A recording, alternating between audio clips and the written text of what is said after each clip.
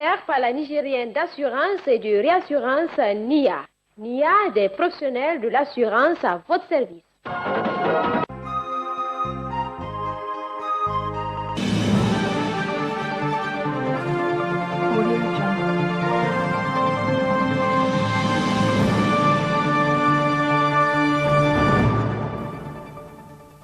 Merci de choisir la télévision des merveilles pour vous informer. Bonsoir à tous. Suite à la déclaration des jeunes Nassara de Niamey retirant leur confiance au président régional des jeunes Nassara Salifou Adamou et au président du parti MNSD Nassara Sain Oumarou, réponse du berger à la bergère car le président national des jeunes Nassara dit ne pas reconnaître ces jeunes en tant que membres de la structure et pense que ces jeunes sont utilisés par d'autres politiciens à des fins malsaines. Écoutons les propos du président national El Haj Soumane Traoré. Bon, ce que je vais dire parce que nous, on était même surpris de voir des jeunes. C'est des jeunes qu'on ne connaît même pas. Et là, je ne peux pas répondre à ces jeunes-là parce que moi, c'est des jeunes que je ne considère même pas. Donc, honnêtement, je ne peux parler qu'avec leur patron. Donc, il n'a pas besoin de passer par des jeunes parce qu'il n'a pas de crédibilité. Maintenant, il est obligé de passer par des jeunes pour les utiliser, pour insulter des gens qui sont crédibles, qui sont honnêtes, des responsables. Et personnellement, quand je te dis les jeunes qui ont fait leur décret, qui ont dit qu'ils retirent leur confiance, mais attends, mais tout le monde connaît Adamou Salifou, le président de la section de Niamey. Il s'appelle Bablissé, tout le monde le connaît. C'est vraiment un vieux sage, respectueux. Donc c'est pour cela, nous, on était même surpris parce qu'on ne voulait même pas savoir qui est derrière ça, parce que nous, on a trouvé que c'est même ridicule. Ils ont amené des petits bambins, des petits enfants, ils les ont utilisés, mais ce n'est pas sérieux. Moi, ils m'ont attaqué personnellement. Mais moi, pour moi, ça n'a rien à voir avec la politique. Ils ont attaqué ma personne. Et si ce n'est pas votre arrivée, je vais à la justice, j'ai tous les documents. Ils m'ont traité d'escroc, ils m'ont traité de tout. Bon, moi, j'ai été tenu, mais avec tout ça, j'ai eu un non-lieu. Voilà ma plainte. Eux qui ont dit la déclaration, voilà. J'ai été relâché, j'ai eu un relax. Un non-lieu. Donc, ils vont me dire à qui j'ai escroqué. Donc, ce n'est pas de la politique maintenant. C'est du n'importe quoi. Et moi, je pense que des gens qui utilisent la jeunesse, nous, en tant que responsables de jeunesse, on doit réagir par rapport à ça. On doit mettre fin à ça. Hier, on a fait une déclaration pour soutenir. Et je te dis, au nom de la section de Niamey, tous les jeunes de Niamey, de la section de MNSD Nassara de Niamey, soutiennent Baba Lissé, qui est le président de la section de Niamey, et on soutient le président du parti, qui est Alaï Seyni Omar. Et on continue à le soutenir parce qu'on ne peut pas avoir un leader comme Seyni. Et ce qui est regrettable, il n'y a aucun jeune, il n'y a aucun membre de la section de Niamey parmi ces jeunes-là. Ils ne sont même pas dans leur structure. Tous, ils ont été vomis. Parce que c'est des jeunes qu'on a compris, c'est des prébandiers. Et aujourd'hui, la jeunesse de Niamey, c'est des jeunes qui veulent travailler. Et donc, nous, on va travailler avec les gens qui veulent travailler, pas avec des prébandiers. Donc, tu vois, je dis, on soutient le président du parti, son Excellence Alaï Seyni Omar, et on soutient le président de la République, parce qu'on fait partie de la mouvance.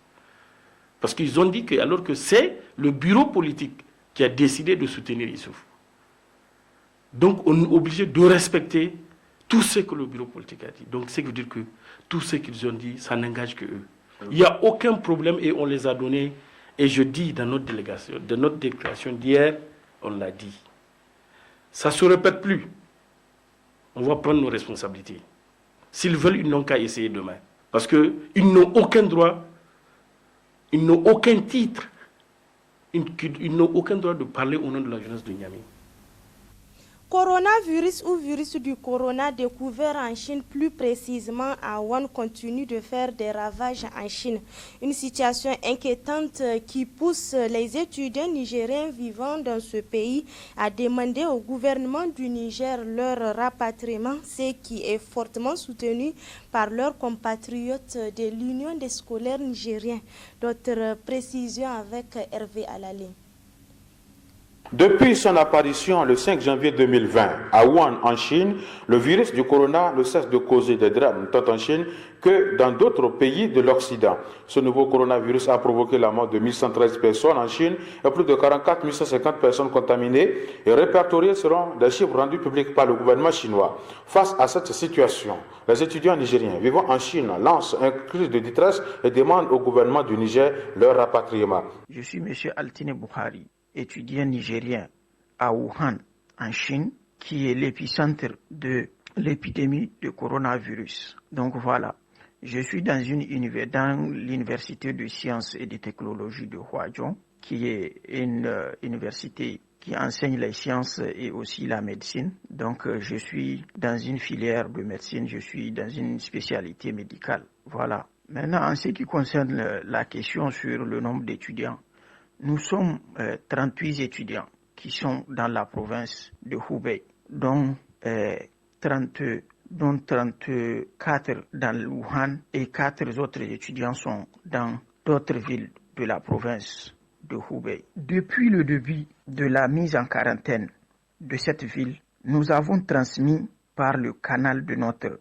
section estudiantine une lettre à l'ambassade du Niger en Chine pour les éclairer de notre situation réelle dans la province de Hubei.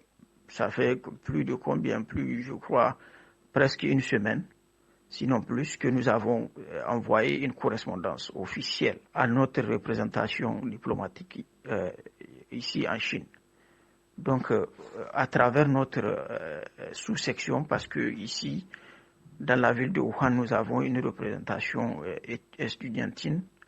Donc, notre sous-section a transmis une lettre pour informer l'ambassade de la situation. Une lettre accompagnée de la liste des étudiants qui sont dans la ville de Wuhan, de tous les étudiants qui sont dans la province de Hubei. Cette situation est que nos villes sont en quarantaine, qui voudrait dire que le transport public de la ville est aux arrêts, les vols sont aux arrêts, les marchés sont fermés, nos sorties ont été limitées car les responsables de nos universités nous instruisent d'être prudents pour ne pas contracter la maladie. Pour nous nourrir, nous sommes obligés de nous approvisionner dans les supermarchés où certains aliments sont rares et souvent même chers. Alors, nous sommes vraiment dans un sentiment de stress, il faut le dire. En outre, nous sommes déçus du silence de nos autorités. L'Union des scolaires nigériens apporte son soutien indéfectible à ses compatriotes vivant en Chine. Depuis que la menace s'est posée à la République populaire de Chine, nous avons eu à prendre attache avec notre section, avec notamment le secrétaire général des étudiants nigériens en Chine, pour se renseigner par rapport à cette menace et les conditions dans lesquelles les étudiants nigériens se trouvent, et au-delà, quelles sont les dispositions à prendre. Et il faut le dire, dans un premier temps, qu'actuellement, à l'heure où je vous parle, il n'y a aucun de nos camarades qui est concerné par cette menace. Deuxièmement, nos camarades ne sont pas dans une disposition liée au rapatriement ou au déplacement. Il y a des camarades qui sont dans certaines villes, mais ou même le rapatriement, les gens pensaient que ça pouvait causer un risque de contamination. Mais la revendication principale et primordiale, c'est effectivement de venir en soutien, notamment un soutien financier à ces étudiants nigériens qui sont en Chine. Parce que cette situation n'a pas été prévue. Et aujourd'hui, il faut le dire, relativement à ce virus, relativement à la fermeture des magasins, des lieux publics, la vie est devenue excessivement chère. Ce qui fait que tout coûte cher et les provisions financières de nos camarades ne peuvent plus, en tout cas, supporter ce coût, ce nouveau coût de la vie en Chine. Et voilà pourquoi l'État du Niger a l'obligation aujourd'hui de venir en soutien à tous les compatriotes nigériens en Chine de manière générale, mais particulièrement les scolaires, les élèves et étudiants qui se trouvent là-bas, confinés dans des chambres, mis en quarantaine, afin de faire face et à ce stress et à ce nouveau coût de la vie. Partie de Chine, l'épidémie de coronavirus, désormais appelée Covid-19 par l'OMS, constitue une très grave menace pour le reste du monde et doit être considérée par la communauté internationale comme l'ennemi public numéro 1, selon le directeur général. Il a aussi indiqué qu'un vaccin pourrait être découvert d'ici 18 mois. En volet reportage ce soir, une de nos équipes consacre un zoom sur la station de traitement de boue de vidange. Une usine créée pour la transformation de la boue de vidange en d'autres produits utilisés de l'agriculture. Le reportage est signé Fatih Zakari et Soumaïla Moumouni. Créée par le ministère de la Salubrité urbaine et de l'assainissement, en collaboration avec la ville de Niamey, la station de traitement de boue de vidange entre dans le cadre de l'assainissement de la ville de Niamey. La boue de vidange qui autrefois est déversée dans des carrières ou dans la ceinture verte est aujourd'hui utilisée par cette usine qui la transforme en engrais, principalement le compost. Chaque jour, la station de traitement de boue de vidange reçoit plusieurs camions de vidange. Mais pour l'instant, l'usine est en phase de test et d'analyse pour pouvoir très bientôt produire le compost utile dans le secteur agricole. L'utilité de la boue de vidange, d'abord, ça permet de rendre la ville propre. Si nous prenons au début, avant la station, les camionneurs déversent un peu partout dans la ville. Donc, à cause de cela, ça peut provoquer ou causer beaucoup de maladies, bien de l'insalubrité dans la ville. Donc maintenant ici avec la création de cette station, ça peut permettre aussi de faire une transformation de cette boue de vidange. Nous traitons uniquement que de la boue de vidange venant de ménages.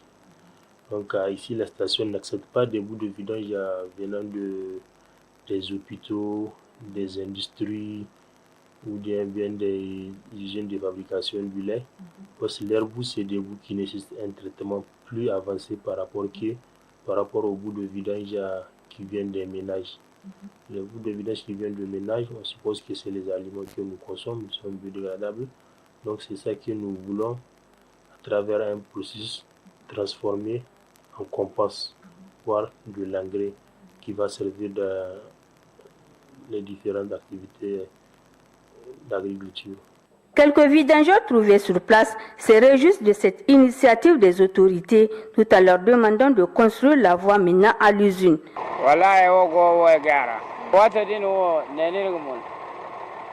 Ça fait longtemps que j'essaie ce travail. Avant, nous déversons dans des carrières, mais aujourd'hui, nous amenons la boue de vidange à l'usine. Il y a des frais qu'on leur donne. Moi, j'ai donné 1500.